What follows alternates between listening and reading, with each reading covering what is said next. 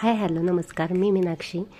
आजपासून मी माझे daily routine आणि पर्सनल एक्सपिरियन्स तुमच्यासोबत शेअर करणार आहे. तर आम्ही निघालो होतो आमच्या गावाला, शिरूरला. शिरूर तालुक्यातलं जे आंबळे गाव आहे त्या ठिकाणी आम्ही निघालो होतो. पुण्यातून जातानाच अशी तळेगावात खूप गर्दी लागली होती आम्हाला, आणि आठवडे बाजार तिथे भरलेला होता. इतकं छान वाटत होतं, कारण की खूप वर्षांनी मी हे सगळं पाहिलं होतं. प्रत्येक शेतकरी आपला माल घेऊन इथं विकायला बसलेला होता.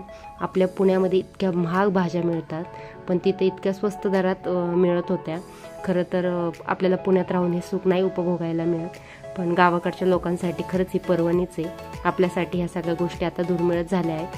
प्रत्येक शेतकरी असा त्याची छोटी छोटी दुकानं किंवा छोट्या छोट्या स्टॉलसारख्या असं लावून इथं त्यांची विक्री चालू होती. इतकं छान वाटत होतं माझ्या मिस्टरांना. मला हे पाहून खूप आनंद झाला, कारण की आम्ही दोघांनी खूप वर्ष झालं हे दृश्य पाहिलंच नव्हतं. मुलालाही पहिल्यांदा हे आम्ही दाखवलं की असा आठवडे बाजार असतो, जे आम्ही लहानपणी मामाच्या गावाकडे जे पाहायचो ते आज खूप वर्षांनी आम्ही दोघांनी पाहिलं होतं. त्यानंतर गावाला जाताना अशी छान हिरवळ लागते.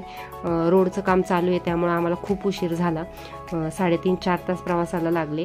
खरं तर 2 ते अडीच तासात आम्ही घरी पोचतो, पण खूप ट्रॅफिक असल्यामुळे आम्हाला खूप उशीर झाला.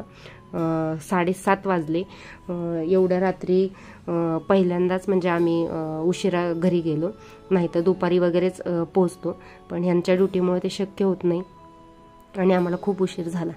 आमच्या सासऱ्यांना खूप आनंद झाला, कारण की ड्युटीमुळे ह्यांना गावाला येणं जाणं फार जमत नाही, आणि सासऱ्यांनाही आता वयामुळं इकडे फार वेळा येता येत नाही. आमच्या घरातले खूप खुश होते. आम्ही खूप गप्पा मारल्या, छान सगळ्यांनी मिळून जेवण केलं. घरातले सगळेजण असे गप्पा मारत ओट्यावर बसले होते. माझे मिस्टरही खूप हे सगळं एन्जॉय करत होते. आणि हे आमच्या भैरवनाथाचं मंदिर आहे. खूप म्हणजे नवसाला पावणारे आमचे भैरवनाथ आहे, आणि याचा मला पर्सनली खूप मोठा अनुभव आलेला आहे. तो मी पुढं तुम्हाला कोणत्याही ब्लॉगमध्ये सांगेलच. हे विठ्ठल रुक्मिणीचं मंदिर आहे. खूप मोठं आहे, आणि पुण्यात राहून मला हे सगळं नाही एन्जॉय करता येत किंवा नाही पाहता येत. त्यानंतर छान बिर्याणीसाठी मी असा कांदा कापत होते. माझ्या मुलांनी पण खूप फटाके वाजवले. मी अशी खूप मजा केली. थँक्यू.